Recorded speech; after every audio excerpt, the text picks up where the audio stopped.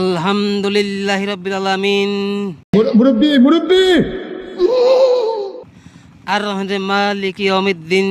আরে এরা কারা, কোত্থেকে এলো এরা? জিন্দা আল্লাহর ওলির আত্মপ্রকাশ। সুরঙ্গ থেকে একজন ভাই বেরোয় আসতেছে, তিনি নাকি নিজেকে আল্লাহর ওলি দাবি করেছেন এবং অনেকেই নাকি তাকে ছালা বাবা বলেও সম্বোধন করেন। তো আজকে আমরা এই ভিডিওতে দেখবো আসলে কি উনি আল্লাহর ওলি কিনা। তো আল্লাহর ওলির কাছে আমার প্রথম প্রশ্ন, তিনি ছালা কেন গায়ে দিয়েছেন? আল্লাহর একটু নৈকট্য লাভ করার জন্য। আল্লাহর নৈকট্য লাভ করার জন্য এই সালা কেন? এর থেকে ভালো কোনো পোশাক আছে না? একটা শব্দও বলবো না।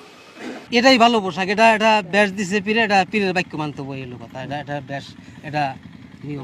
পীরে সালার ব্যাস দিছে। ব্যাস দিছে। কে কি কইব এটা শোনার টাইম আছে? উনি কি বললেন যে ছালা গায়ে দিয়েছেন উনি আল্লাহর নৈকট্য লাভ করার জন্য?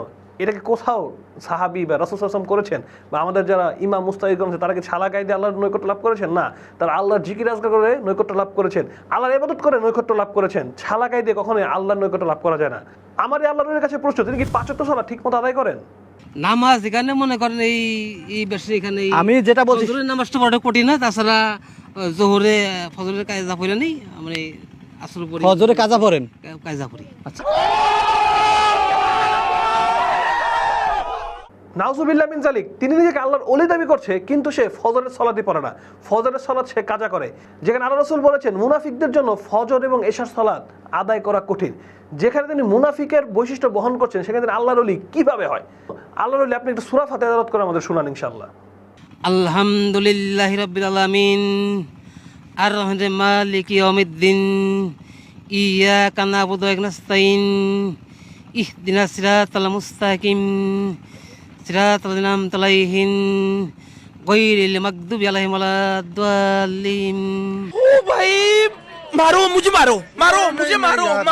নাউজুবিল্লাহ মিন যালিক, তার সূরা ফাতিহার কি অবস্থা! তাহলে আপনি চিন্তা করে দেখুন যে কিভাবে আল্লাহর ওলি হইতে পারে। যার কোরআন সহি শুদ্ধ না, যার সূরা ফাতিহা ঠিক না, সে আল্লাহর ওলি কিভাবে হয়? আল্লাহ সাথে কিভাবে সে কথা বলে? আল্লাহর ওলি তো হবে যে তার তাসবিহ, তার তাহলিল, তার কোরআন তেলাওয়াত সহি শুদ্ধ থাকবে, সেভাবে আল্লাহকে ডাকবে। এই রকম লোকদের কারণে আজকে আমাদের ইসলামের এই অবস্থা।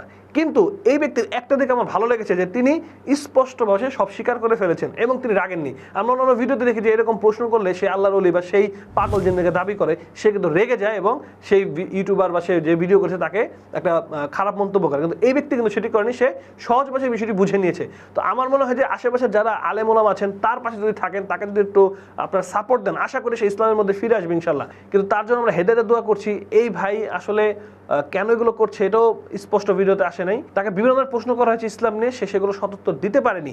মানে তারা যে আল্লাহর ওলি কিভাবে হয়, এটা শুধুমাত্র জাতিকে ধোঁকা দেওয়া ছাড়া কিছুই নয় এবং নিজেকে ধোঁকা দেওয়া কিছুই নয়।